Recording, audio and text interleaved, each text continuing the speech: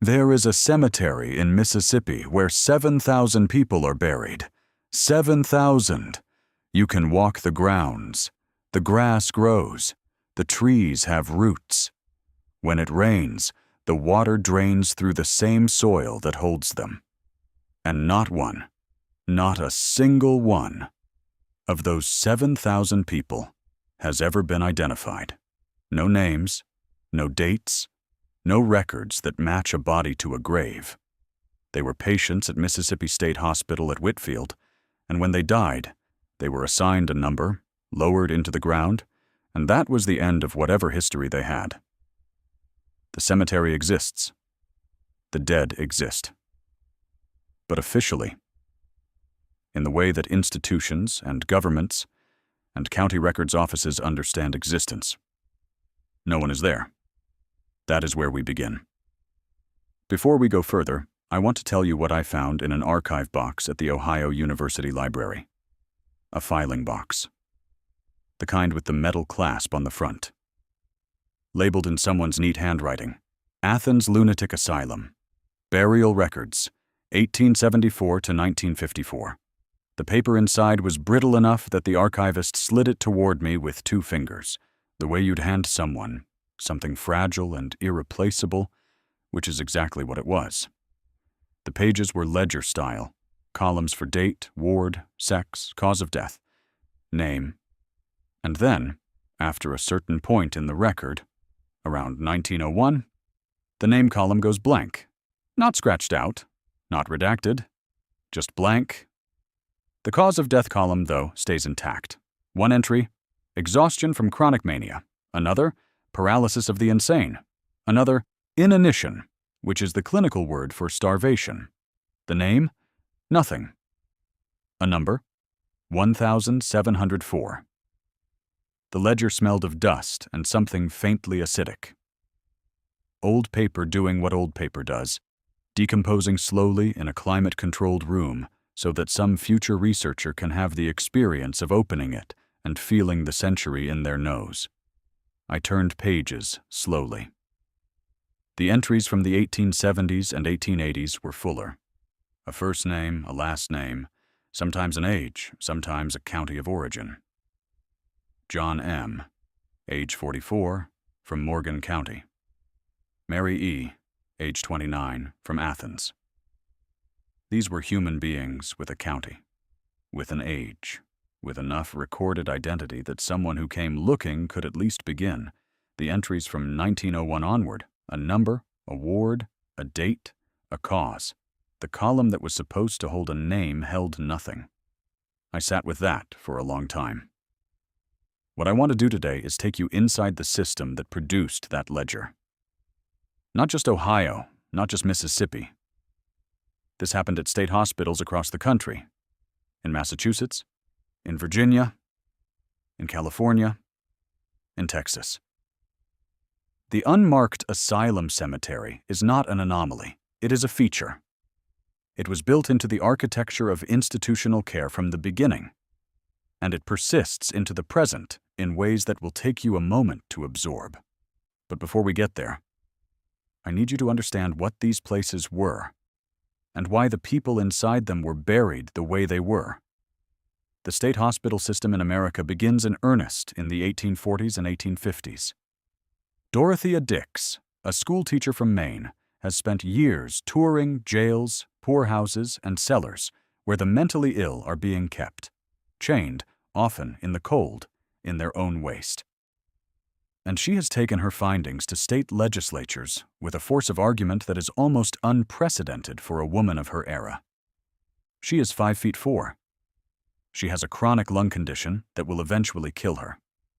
She stands before legislators in state after state and describes what she has seen, and the result is the construction of dozens of state asylums between 1840 and 1880.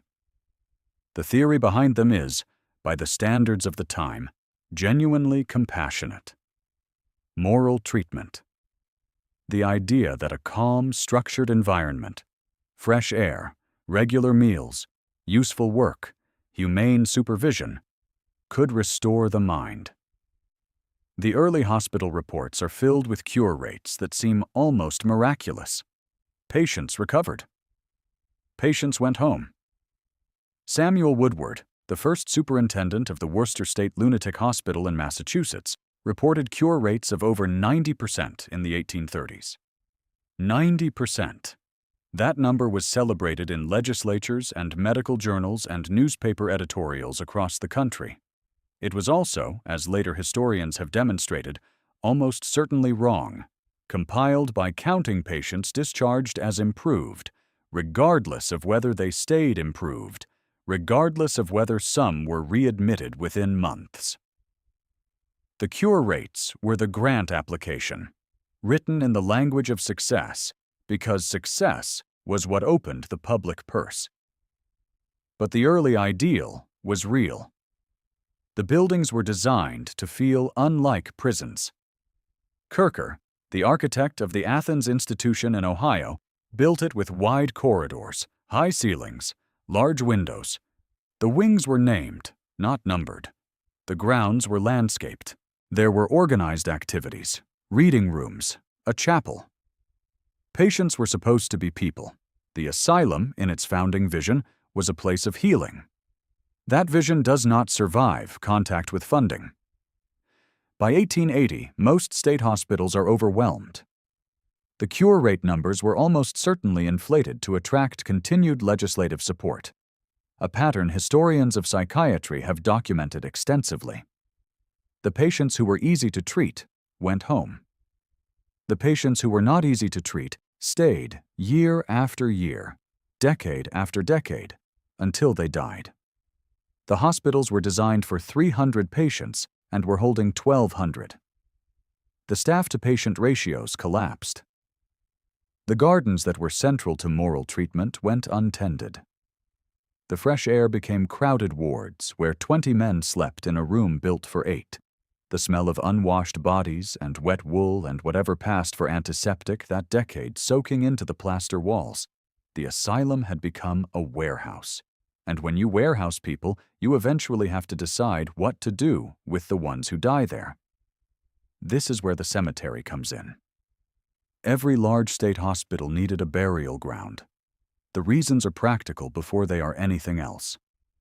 In the mid-19th century, returning a body to a family required the family to come and claim it, to pay for transport, to arrange a funeral.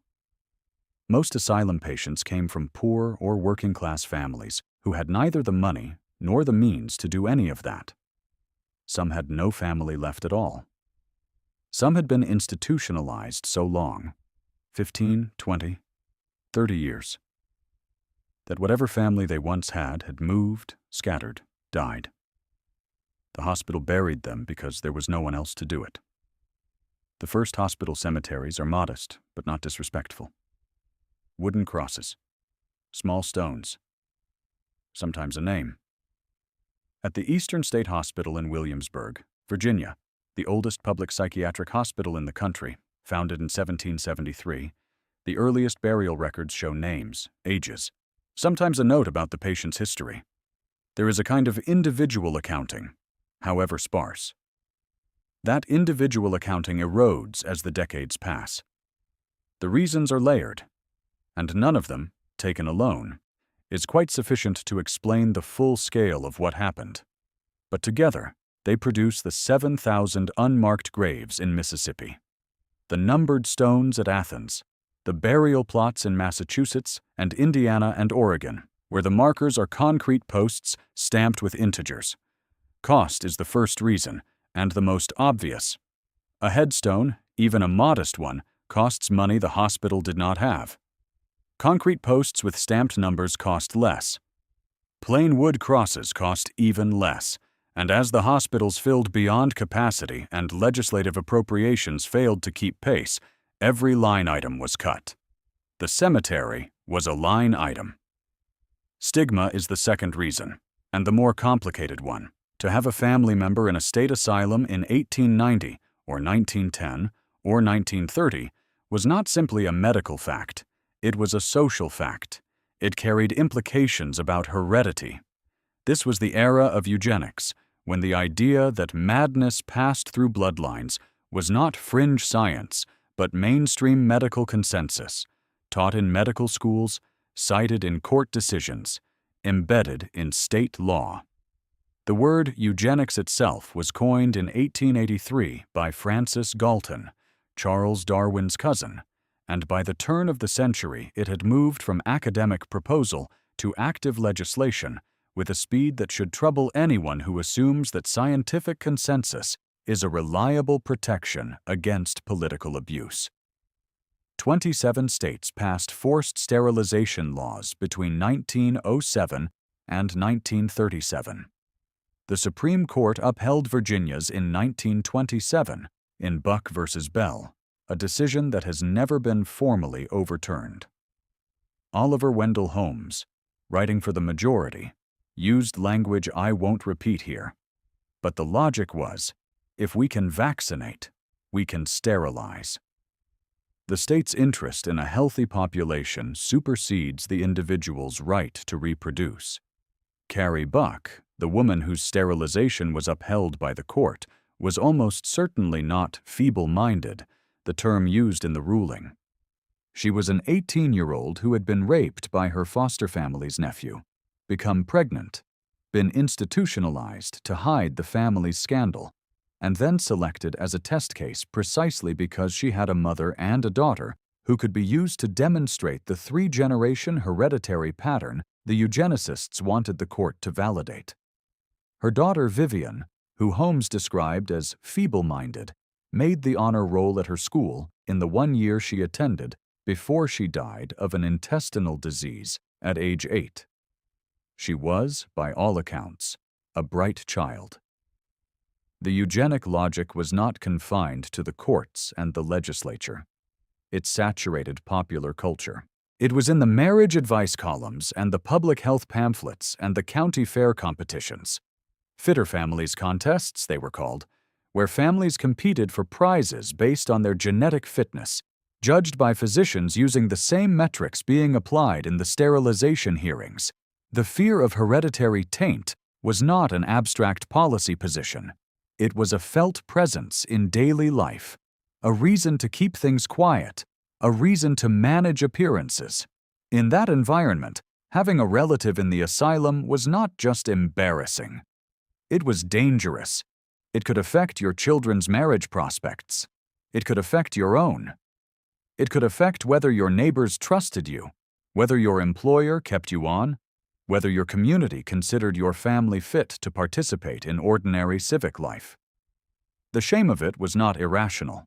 It was a reasonable response to a culture that had decided mental illness was both hereditary and disqualifying.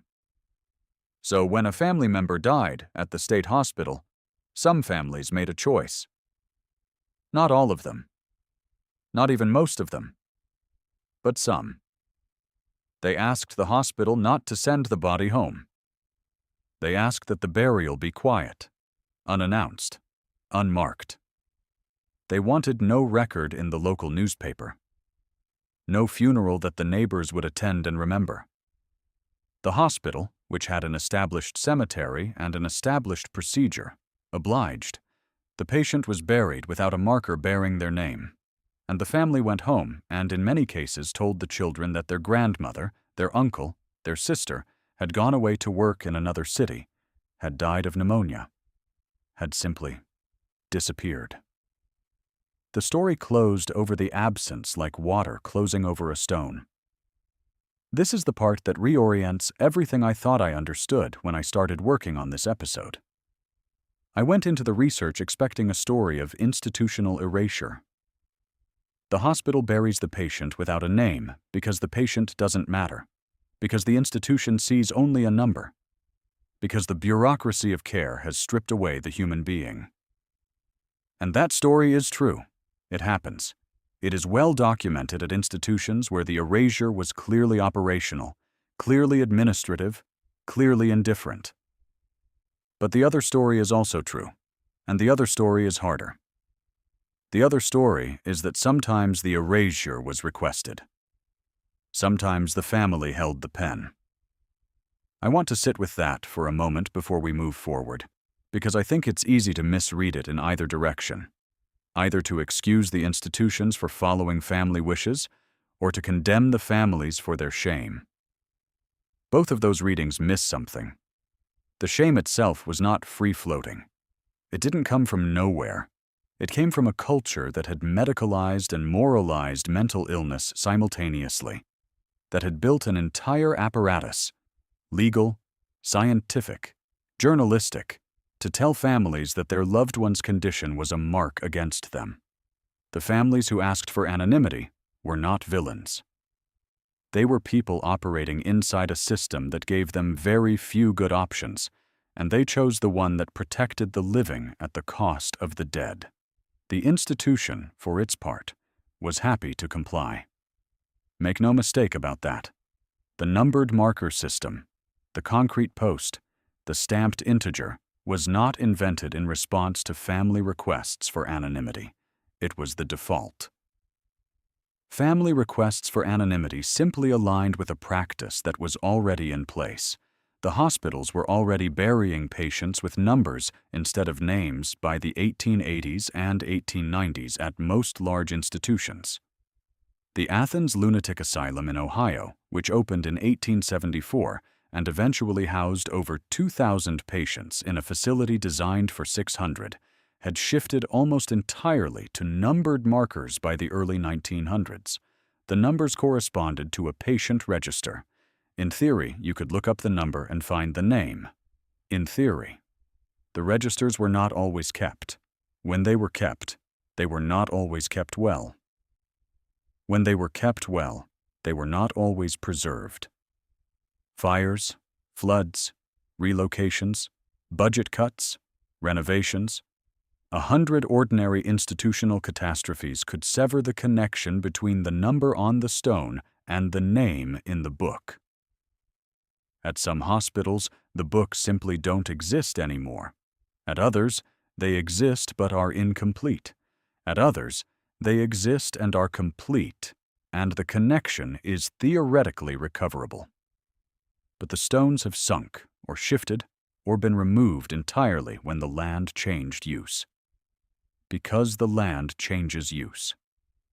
This is the piece of the story that I find most difficult to absorb, even after months of research. The land changes use. State hospitals close.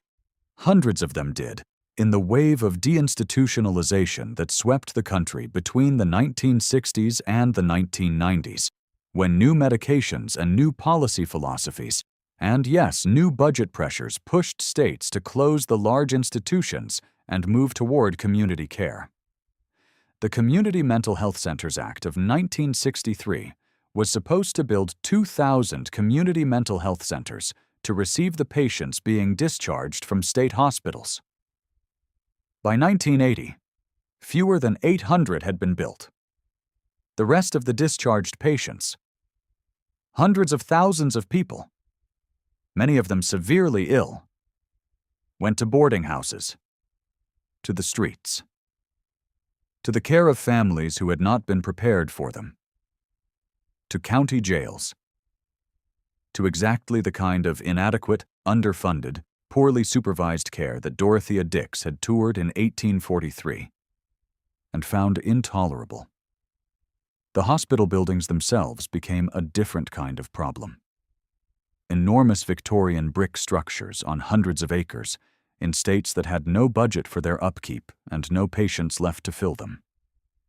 Some were designated as historic landmarks and preserved, expensively, by preservation societies and state historic offices. Most were not. They were sold, transferred, developed. The Greystone Park Psychiatric Hospital in Morris Plains, New Jersey, a National Historic Landmark, one of the great Kirkbride plan structures, was partially demolished in 2015. After decades of failed preservation efforts, the central building brought down with implosive charges while preservationists stood outside the fence and watched. The Trans-Allegheny Lunatic Asylum in Weston, West Virginia, is now a tourist attraction that offers ghost tours on weekends. The Danvers State Hospital in Massachusetts, which opened in 1878 and housed over 2,000 patients at its peak, was converted in 2008 into luxury apartments called Halcyon, named, apparently without irony, for the Greek word for calm. The cemetery, if it is identified and mapped and protected, stays. Sometimes it's a small fenced square in the middle of a parking lot. Sometimes it's a green space that the new development advertises as a park. Sometimes the new owners simply didn't know it was there. Sometimes the new owners knew and said nothing. At the Taunton State Hospital in Massachusetts, which opened in 1854 and operated for over a century and a half, the campus has been partially redeveloped. The cemetery, where patients were buried from the mid-1800s forward, is a documented space. It is known. But the documentation of who is in it and where within it is fragmentary in ways that haunt the people who have tried to reconstruct it. There are records of deaths. There are records of burials. The correspondence between the two is not always clear. And the ground itself, in places, has been disturbed. By construction. By drainage work. By decades of ordinary land use that proceeded without anyone asking what was underneath. This is where I want to introduce you to a woman I'll call Claire. That's not her real name. She's asked me not to use it, for reasons that will become clear. Claire is a cemetery researcher. She has a background in forensic archaeology and has spent the last 11 years working with ground-penetrating radar on sites that include Civil War battlefield graves, indigenous burial grounds, and, for the past 4 years, former state hospital cemeteries. The GPR unit looks like a heavy lawnmower. Claire's has a data cable that runs to a tablet mounted on the handle, and when she pushes it across a field, the radar signal travels down into the soil and bounces back, and the return signal shows up on the tablet as a series of horizontal lines. Soil strata, she explains, the way the earth layers itself over time. When there's a burial, the pattern changes. The soil that was disturbed when the grave was dug has a different density than the soil around it. It shows up as an anomaly, a void, sometimes, if the coffin hasn't fully decomposed. A disturbance pattern? Always. The machine reads the earth the way an X-ray reads bone. I went out with Claire on a November morning to a former state hospital site in the Midwest. I'm keeping the specific location out of this for now, because the work is ongoing, and the legal situation around the site is complicated. The ground was frozen in the way that early November ground sometimes is in the upper Midwest, a skin of frost over mud, the dead grass bent flat and pale as old straw. There was a smell to it, cold air, and under the cold air, the particular dark earth smell of disturbed soil that I've started to associate after this work with what it means to be where people are buried. The trees at the edge of the field were bare, and the sky was the color of old concrete. Claire set up the GPR unit, and we started in the northwest corner of what had been identified, through historical records, as the hospital cemetery. The documented burials, 312. She started pushing the machine in transects, east to west, moving south with each pass. The tablet screen showed the return signals in false color, blues and greens for undisturbed soil, warmer tones for anomalies. The machine made a low hum and a faint clicking sound as it moved, and every so often Claire would stop, look at the screen, mark a GPS point, and push forward again. For the first 40 minutes, the screen was quiet.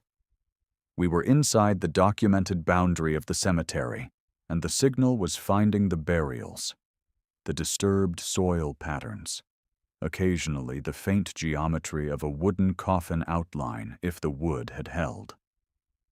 The documented graves were there. They were where the records said they were. Then Claire moved past the southern boundary of the documented cemetery area. The anomalies kept coming. She didn't say anything for a long moment. She pushed the machine in another transect. Another. The tablet showed the same disturbed soil patterns she'd been seeing inside the documented boundary. The same signatures, the same depth, the same spacing that suggests intentional, organized burial. Not random, not geological. Human. "How many do you think?" I asked. She looked at the screen for a while. "I don't know yet," she said. "More than this." She gestured at the documented cemetery behind us. "More than what's recorded." The final count from that survey, which took 3 days and covered approximately 2 acres beyond the documented cemetery boundary, identified 187 additional burial anomalies. That's 187 people buried in ground that no record acknowledges as a burial site, in ground that, according to the site's current development plan, was scheduled for grading in the spring. 187. That number sat in my chest for the rest of the drive home. I kept doing the math in different ways, trying to make it smaller. It didn't get smaller. What Claire told me, when we talked afterward, is that this is not unusual. It is, in her experience, common. The documented boundaries of institutional cemeteries are almost always smaller than the actual extent of the burials. The reasons range from the administrative, poor record-keeping from the beginning, to the practical. When a cemetery filled, the easiest solution was to expand it informally, without updating the official documentation. And sometimes, she said, the expansion was deliberate concealment. Not conspiracy-level concealment, not necessarily. But the kind of quiet non-disclosure that happens when an institution wants to minimize a problem rather than account for it. I want to take you now to a county clerk's office in the southeastern United States. And again, I'm being deliberately vague about the exact location because the person I'm about to describe is still employed there, and what she found is not yet public. I'll call her Patricia. Patricia has worked in county records for 22 years. She is methodical in the way that people who spend their professional lives with paper records become methodical. She has a system for everything, a place for everything, and an almost physical discomfort when something doesn't fit the system.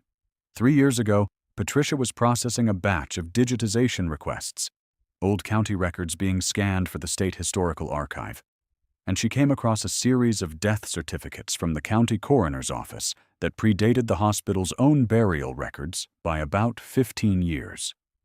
The hospital's records, which she had seen before in other contexts, began in 1887. The coroner's certificates began in 1872. The 15-year gap, she assumed, would be blank. The hospital hadn't been systematically recording deaths yet. The certificates were not blank. There were 74 death certificates from those 15 years.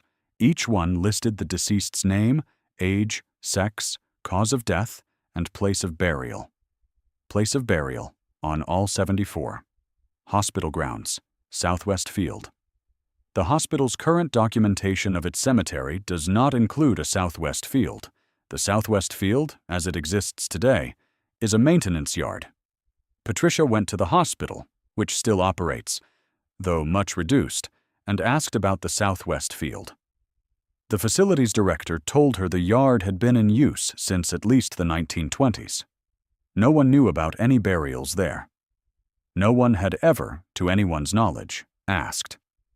She brought the certificates to the county archivist, who brought them to the State Historical Preservation Office, who brought them to legal counsel, who determined that the situation was, and I'm paraphrasing here from a document Patricia showed me, complex and requiring further investigation.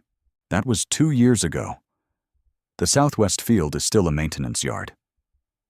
Patricia told me something, when we were finishing our conversation, that has stayed with me. She'd spent a long time, she said, thinking about the families of those 74 people. Whether any descendants knew. Whether any descendants were even alive to know. She'd tried, on her own time, to trace a few of the names from the certificates, to see if anyone had ever looked for these people. One of them, she found, had been searched for. A woman, I'll call her Margaret, which is not her name, had submitted a query to the State Historical Society in 1987 looking for information about her great-grandmother, who had been a patient at the hospital in the 1880s. Margaret had known her great-grandmother went to the hospital. She had a discharge record from 1879 showing her great-grandmother had been released, apparently improved. She did not know her great-grandmother had been readmitted in 1881. She did not know her great-grandmother had died there in 1883 at the age of 41. She did not know she was buried in the southwest field, under the maintenance yard in an unmarked grave, because the death certificate Patricia found was the only record of it. The 1987 query had gotten a response from the Historical Society. No records found. Patricia tracked down Margaret's family through obituaries and found that Margaret herself had died in 2009. Her daughter was still alive. Patricia wrote her a letter. I spoke with Margaret's daughter. I'll call her Susan. By phone. She is 63 years old and lives in the same state where her great-great-grandmother died. When her mother had searched in 1987, Susan had been in her mid-20s, and she remembered it. Her mother spending evenings writing letters, making phone calls, trying to find some trace of this woman who had, as far as the family knew, simply vanished from the historical record. When her mother got the no records found letter, Susan said, she put the papers away in a folder and didn't talk about it again. She felt like she'd been told to stop looking, Susan said, like the no records found was actually a message, like they were saying, there's nothing here for you. She was quiet for a moment. And then I get this letter from a county clerk I've never heard of, and there's a death certificate with my great-great-grandmother's name on it, and a burial record that says Southwest Field, and I just... She stopped. I didn't fill the silence. She had a name, Susan said finally. She had a name the whole time. They just never told anyone. I want to tell you what I know about Susan's great-great-grandmother, whose name I will use here because Susan has given me permission. Her name was Ida. She was born in 1842 in Tennessee, moved north with her husband after the Civil War, had 3 children. Her husband died in 1876. She was admitted to the hospital in 1878 at age 36, with a diagnosis of melancholia. Discharged in 1879. Readmitted in 1881. The death certificate from 1883 lists her age as 41 and her cause of death as exhaustion from chronic mania. That phrase again. Exhaustion from chronic mania. What it meant, in practice, at an institution of that era, could mean many things. It could mean exactly what it says. That a person with a severe mood disorder had deteriorated over months or years and died of what we would now call the physical consequences of untreated mental illness. Prolonged agitation, sleeplessness, inability to eat, the body consuming itself in a kind of slow internal storm. That is a real thing. It happened. It was, for some patients, genuinely the cause of death. It could also mean, and historians of psychiatry have documented this, that a patient had died of the conditions of the institution itself. Malnutrition, exposure, physical exhaustion from forced labor. Many state hospital patients worked the hospital farms, the laundries, the kitchens. As part of their treatment, and the line between therapeutic activity and unpaid institutional labor is one that historians continue to examine carefully. At some hospitals, patients worked 12-hour days in the laundry or the fields while receiving no compensation and very little food. The cure, in other words, could kill you as surely as the disease. And sometimes patients died of what were, in plain terms, abuse-related injuries, from attendants, from other patients, from the conditions of overcrowded wards where supervision was minimal and violence was chronic, and the death certificate would say exhaustion or paralysis or inanition because those were the available categories and because the institutional staff completed the death certificates. Ida's death certificate was completed by the hospital superintendent. I don't know what killed Ida. I don't think Susan knows. The record doesn't tell us. And the record is all we have. And the record was written by the people who had the most interest in making the death sound natural and unremarkable. This is not speculation. It is a documented feature of 19th century state hospital record-keeping that the superintendent or attending physician completed death certificates and that the language used tended toward clinical vagueness rather than specificity. The death certificate was not written for the family. It was written for the institution's annual report, which was written for the legislature, which held the institution's budget. What I know is that Ida had a name, and for 140 years, the ground in the Southwest Field held her without anyone outside that institution knowing exactly where she was. I want to go back to the question of the numbered markers because I don't think we've fully accounted for them. The concrete post with the stamped integer. What does it mean to bury someone that way? There's a functional answer, which is that the number corresponds to a register and the register corresponds to a name, and so the numbered burial is not, in theory, an anonymous burial. It is a coded burial, the name preserved in paper rather than stone. That distinction matters to some people. It mattered to the hospital administrators who implemented the system. Several institutional records I've read include language defending the numbering system on exactly these grounds. The number is not erasure, it is administration. The name is preserved. The connection can be recovered. One superintendent's annual report from a New England state hospital, dated 1908, includes a paragraph I find genuinely hard to characterize. The superintendent writes that the numbered burial system is, in fact, more respectful than named burial, because it protects the patient's privacy and spares the family the public record of an institutional death. He writes this as though he believes it. He may have. The capacity of institutions to generate self-justifying logic is not a modern phenomenon. It is as old as institutions. The numbered system also has a specific texture when you encounter it in person that no amount of administrative language can quite dissolve. I've stood in the Athens cemetery and looked at the markers. They are low concrete posts, roughly the size of a large brick stood on end, and the numbers are stamped into the concrete face, weathered, some tilted, some submerged to their tops in the soft grass so that only a careful eye catches them. They are spaced in rows, irregularly, because the ground has shifted and settled over the decades, and the rows that were once straight have curved. Standing in the middle of them, in the quiet, with the tree line of Ohio University visible over the ridge, there is a quality to the sound, or the absence of sound, that is specific to that place. The wind in the grass, nothing else. The number on the stone is not a name, it is a placeholder for a name, and the difference between a placeholder and an erasure depends entirely on whether anyone comes back to fill it in.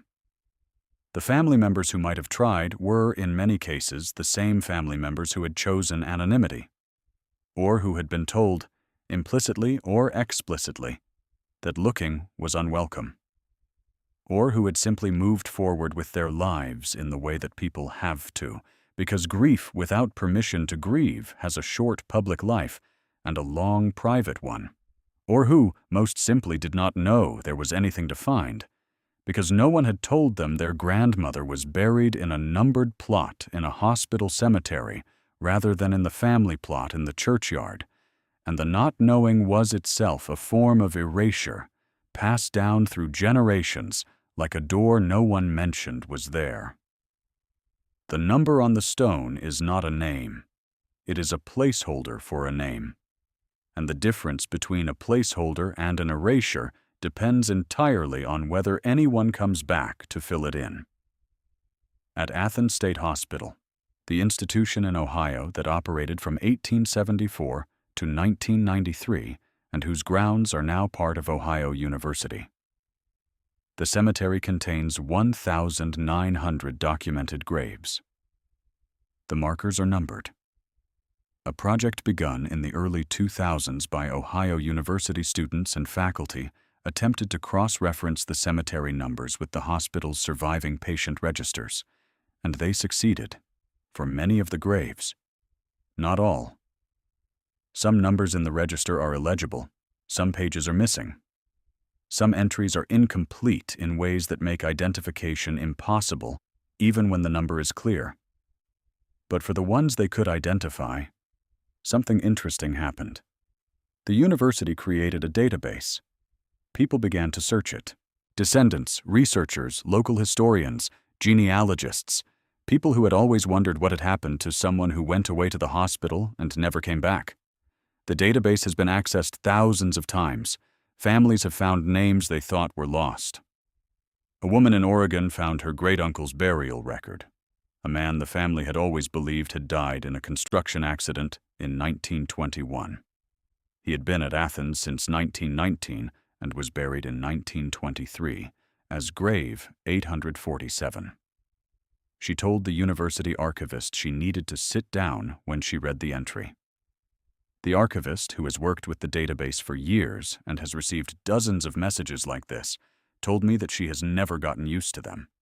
Each one arrives as a combination of grief and relief that she described as unlike anything else she encounters in her work. The grief is obvious. The relief, she said, is about the not knowing ending. People can live with bad news. What they can't live with over decades is the open question.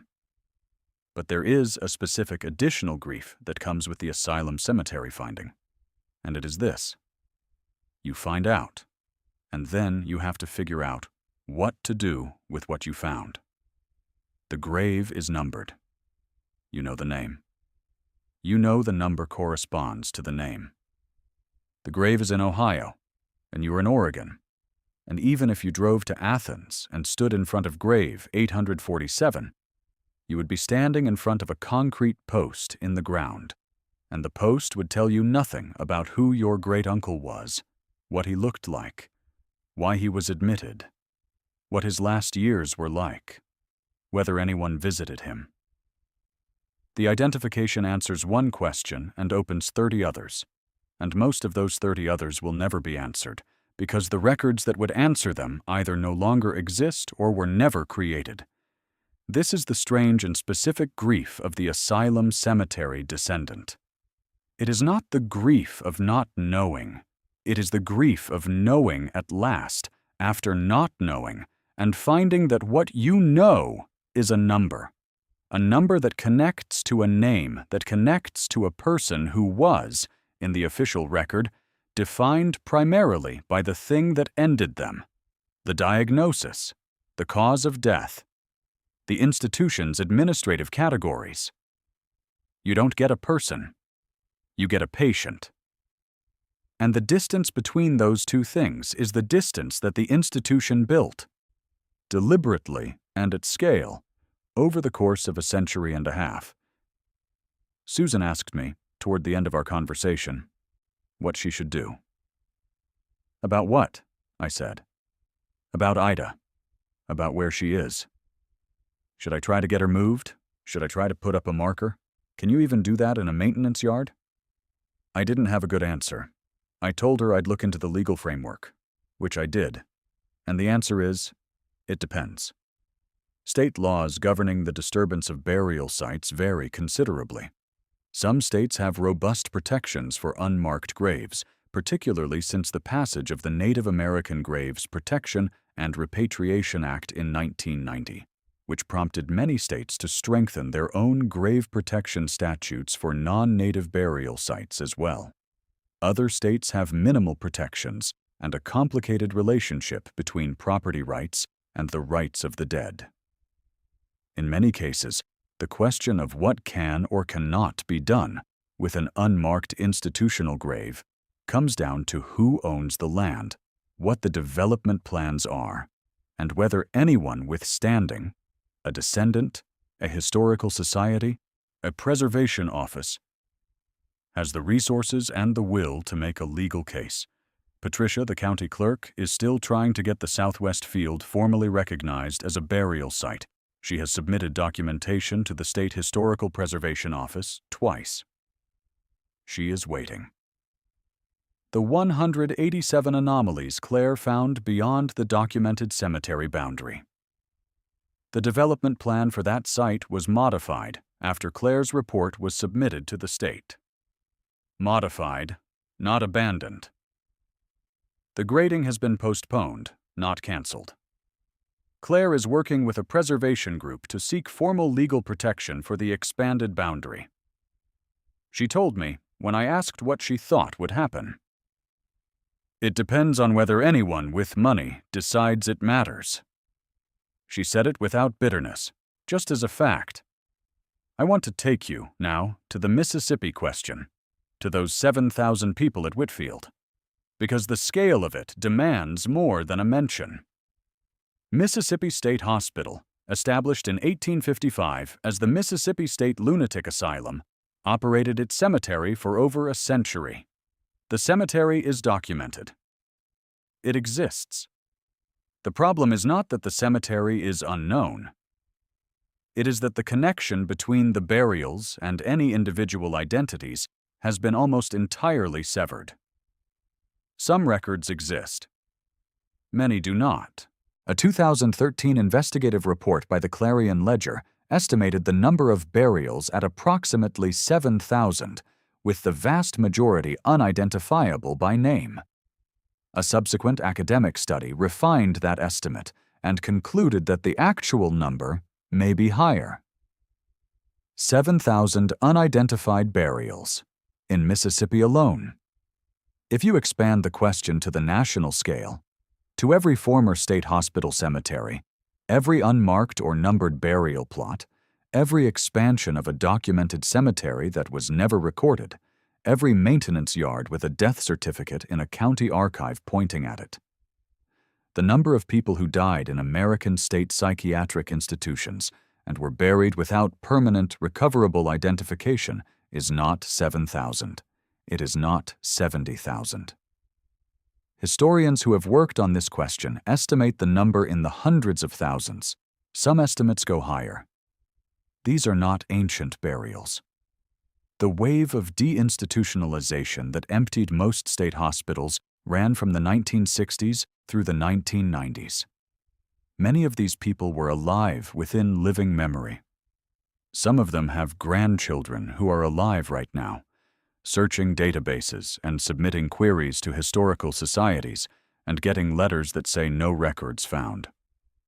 I keep thinking about what it means to die in a place and have the place keep you. Not in the way that we mean when we say someone is buried in their home county, among the people they loved, in ground that carries the weight of who they were. The state hospital kept its dead the way the state hospital kept its living, administratively, numerically, with the minimum expenditure of individual attention that the system required. The institution absorbed the person during life and absorbed the person after death, and the absorption was so complete that in many cases even the institutional record couldn't find them. The number was there. The name behind the number was gone. Here is something I've been thinking about since Claire's survey, since Susan's phone call, since the death certificate for Ida in the Southwest Field. We have the technology now to begin to answer some of these questions. DNA analysis, ground-penetrating radar, digitized genealogical records, cross-referencing databases.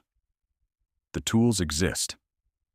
They are expensive, and they require coordination between state agencies and universities, and preservation groups and descendants. And that coordination is slow and politically complicated and requires sustained funding from sources that have competing priorities. But the tools exist. The question is whether the question matters enough to use them. And that question breaks into two smaller questions, each of which is harder than it looks. If we identify the remains, if we do the work of connecting the number on the stone to the name in the register, to the DNA of a living descendant, what do we do then? Do we offer families the opportunity to claim the remains and rebury them elsewhere? Most families, for most burials of this age, are either unable to be found or, when found, have no living member who feels the kind of personal connection that would motivate a reburial. The institutional cemetery has held these people for 100 years. Disturbing the graves to move them, even with the best intentions, is its own kind of disruption. There is a strong argument, made by burial ethics scholars and by many indigenous rights activists who have thought hard about this question in their own context, that the dead should rest where they are, that disturbing graves to satisfy the living's desire for resolution is an imposition on the dead that we should be cautious about. But if we don't identify them, if we leave the number on the stone as the final word on who someone was, we are accepting a form of erasure that was imposed on these people without their consent. The families who chose anonymity made that choice for the living, not the dead. The institutions that defaulted to numbered burials made that choice for administrative convenience, not for the dignity of the patient. In neither case did the person in the ground choose to be buried without their name. Susan told me she doesn't know what she wants to happen to Ida. She knows the location of the grave, approximately. She knows the maintenance yard sits over it. She has thought about whether she wants a marker placed, something above ground in that space, that says, "A person is here." Her name was Ida. She was 41 years old, and she had 3 children, and her husband died in 1876. And whatever else she was not a number. "I think I want her to have her name back," Susan said. "I don't know what that looks like, practically. But I think that's what I want." I understand that. And I also keep thinking about the 186 other people whose burial anomalies Claire mapped beyond the documented boundary. The ones who don't have a Susan, who don't have a Patricia finding their death certificate in a digitization batch, who don't have anyone writing a letter to their descendants, because there is no way to know who their descendants are, because the number on the stone connects to a register that burned in 1943, or was thrown away in a renovation, or was simply never completed in the first place. Those people don't have anyone looking. And they've been in the ground for 100 years, more in some cases, and the soil has closed over them the way soil does. Indifferent, patient, permanent. What do we owe the dead of institutions we'd rather not remember? That is not a rhetorical question. It is a real one, and it is being asked right now by state preservation offices and university ethics boards and county clerks and cemetery researchers and descendants who find a letter in their mailbox and have to decide what to do with it. The answers being proposed range from comprehensive identification and memorial programs. Connecticut has done some of this, New York has done some of this, to formal acknowledgement without disturbance, to the quiet continuation of the current situation, which is, functionally, nothing. In Mississippi, there is a small memorial near the Whitfield Cemetery. A plaque. It acknowledges the burials. It does not name anyone. 7,000 people. A plaque. At Athens, Ohio University maintains the cemetery and the database. Students lead occasional tours of the grounds. There is a memorial ceremony each year. It is a more sustained act of recognition than most former state hospital sites manage, and it is still, by any measure of what these people deserved, not enough. Taunton, Massachusetts. The former hospital grounds are partially developed. There are people living there. The cemetery is a fenced space in a corner of the property. Some of the residents know what it is, some don't. The southwest field in the county I won't name is still a maintenance yard. I went back and looked at that ledger from Athens one more time before I finished writing this. The one where the name column goes blank around 1901. I found the entry for grave 1704 again. Cause of death? Exhaustion from chronic mania. Name? Blank. And I noticed something I hadn't noticed the first time. In the margin of the page, in very small pencil, someone had written a name. It was faint, faded to the point where I almost missed it. The archivist had to bring out a magnifying glass. The name was a woman's first and last name. Someone had come back to the ledger at some point after the entry was made and written the name in pencil, in the margin. Not in the column where names were supposed to go. In the margin, like a correction. Like someone who didn't have the authority to change the official record, but couldn't let the blank stand. I don't know who wrote it. The handwriting is different from the main entries. It could have been another staff member. It could have been a family member who was allowed to look at the record. It could have been the woman herself before she died, if she had access to the ledger. Which is unlikely, but not impossible. I don't know when it was written. It was written in pencil, and everything else in the ledger was written in ink. Someone knew the name. Someone wrote it down. In the margin, in pencil, in a document that was then filed in a box with a metal clasp and held in an archive for more than a century, until an archivist slid it across a table toward me and I opened it and found it. The name is still there. Grave 1704. A blank in the column where the name was supposed to go, and in the margin, in pencil, barely visible, a name. I am not going to tell you what it is. Not because I don't know, because she is not mine to identify. She belongs to the ground, and to whoever wrote her name in the margin, and to whatever family she had, who may or may not know she is there. But I want you to understand this. Someone tried. In whatever small, unofficial, pencil-in-the-margin way they could manage, someone tried to make sure she wasn't just a number.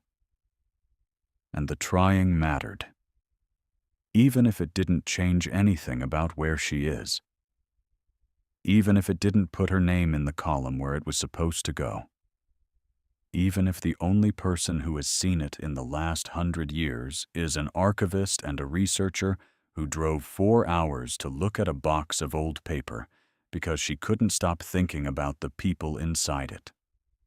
The trying mattered. And I think that is where we have to live with this. Not in the resolution, because there isn't one. Not in the comfort of a completed identification or a properly marked grave. But in the trying. In Patricia writing letters that go unanswered for 2 years. In Claire pushing a GPR unit across frozen ground in November to count the people the records forgot. In Susan saying, I think I want her to have her name back, and not knowing yet what that looks like.